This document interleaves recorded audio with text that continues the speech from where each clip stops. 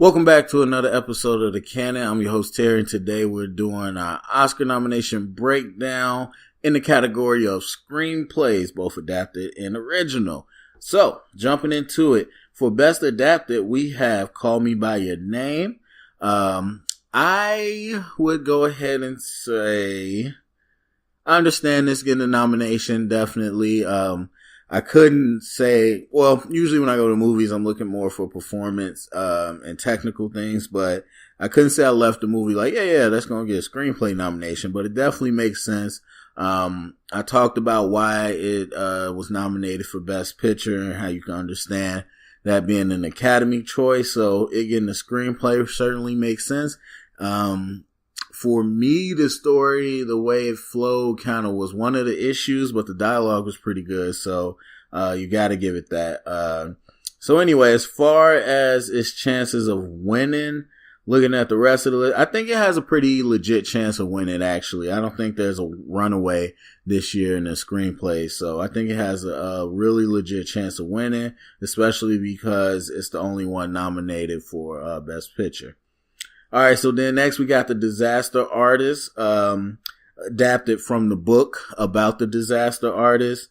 And I don't know. I mean, like, I guess, I don't know. For me, I've never seen The Room, still haven't seen it. And, you know, I'm not in LA, so I don't, have this whole background of Tommy Wiseau and the Room project like everybody else does. And so I think people were really impressed with how they recreated it on screen. And that was my first time seeing it. So for me, it hit me different.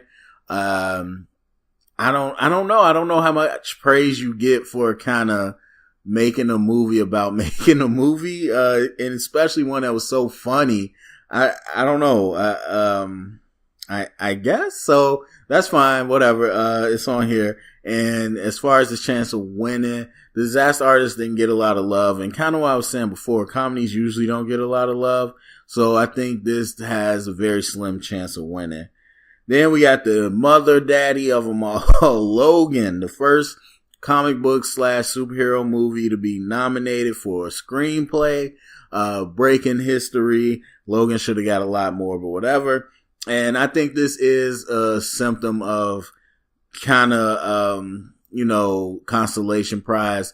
Cause if anything, there should have been a Best Director nomination or a Best Supporting Actor nomination. And I think this was kind of just, we didn't want to do all that. Let's take baby steps. So let's start with screenplay and we'll take it. I mean, I don't know if it's the best screenplay out of all the comic movies I saw, but as far as you talking about making the story out of the previous movies and really ending it the right way, I think it was absolutely great. But if you ask me, the performances was better than the writing, and so, but we'll take it. And as far as winning, slim chance. They just gave it a nomination. It was like, we don't know about winning right now, so yeah, I don't really think it'll win. If it does, I'll be excited, but I don't think so.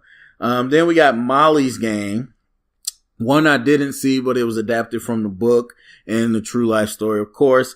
So I didn't see it, but it was one that I thought was going to get, nominated because of the, Sorkin script and, kind of his history with making some really, great dialogue. And then, just looking at, looking at the real life story it's about, you could tell that that's really a compelling one. Again, I didn't see it, but that was one I definitely wasn't shocked got nominated. As far as one, I think this one has a legit chance right up there with Call Me By Your Name. Especially again, the consolation prize. They did not get, Jessica Chastain in there. So I think this one has a legit chance of kind of taking that one home. And then lastly, we got Mudbound. Another one I didn't see, and it's on Netflix. I'm gonna watch it before the Oscars, but, again, everyone with Mudbound, like I said, I was pleasantly surprised because of the hard relationship with Netflix. And so, seeing them get nominated, this year for Mudbound was really exciting in all these categories because it shows that Netflix is now becoming a legit place for movies. again, I haven't seen it, so I can't say its chances of winning, but from the content of it, I would say it, I don't think it's just the consolation prize. As we saw, this movie's been nominated in multiple categories. And so I don't think they're just throwing them a bone. I think this is a actually good movie. I have to watch it, of course, but I think it does have a good chance. I wouldn't say a legit chance because I can't until I see it, but I would say a legit or a good chance. All right. All right. So then we go down to original screenplay, where we got The Big Sick, one of my top 5 movies of the year. Absolutely elated to see it get nominated because it definitely got snubbed as a best picture. But when you're talking about the screenplay and recreating something that happened in real life, which is actually weird that they consider it original, even though it's based off a true life story, but there's no book about it. So I guess, I don't know, that's weird. But anyway, when you talk about recreating that real life situation and the dialogue, and of course, you know, who knows if it was like that in real life, but the dialogue was so sharp with everybody, with his family and, with him and his comedian friends. And of course, with him and his, soon to be wife. Like, you just gotta really applaud the way they put together emotion and jokes in that movie. As far as his chances of winning, very slim. I mean, you got 3 of the best picture nominees in here. So I think it's slim. If it won, I'd go crazy, but, I think it's slim. And I think this was a consolation prize. We got Get Out, again. Now, this is the one.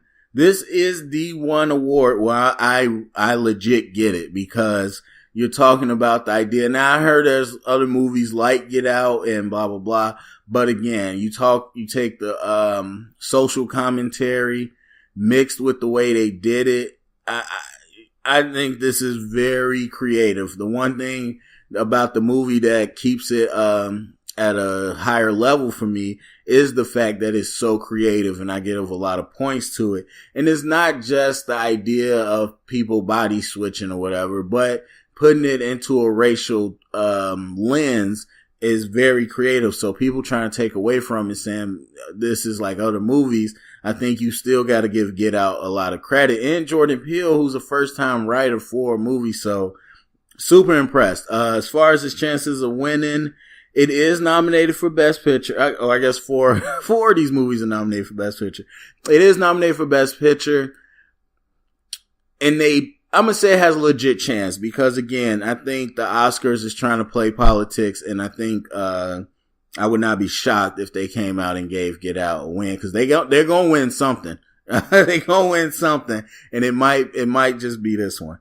Lady Bird by Greta Gerwig. Not shocked, of course. Again, all the love Lady Bird gets. As far as its chances, I think this one has the slimmest chance of the 4, best pictures. Well, I still think it has a good chance, but it has the slimmest chance just because, it's not that good and the other ones are better, but I still think it has a good chance because, as I said, we Get Out, they're riding the hype train that Hollywood are backing these type of movies. So I wouldn't be shocked if they gave it to them. Then we got Shape of Water. Now, this one, of course, no shock. Guillermo del Toro's imagining of these movies. Not shocked at all. As far as his chances of winning, I think this one I would say Shape of Water has the odds-on favorite right now for me, because, it's that fantasy element to it. It's, what people want to see in the Del Toro film besides the visual spectacle. They want to see that story that he comes up with that's kind of magical in some ways. So I think, Shape of Water, of course, is a darling in the Oscars right now. So I think it's the odds-on favorite. Then 3 Billboards Outside of Missouri, which I'm actually a little surprised that it got a screenplay and it didn't get a Best Director nomination. That surprises me. However, I will say that, 3 Billboards, the movie is performance. It's all performance. But a lot of that dialogue is pretty good. The third act, a lot of people had issues with.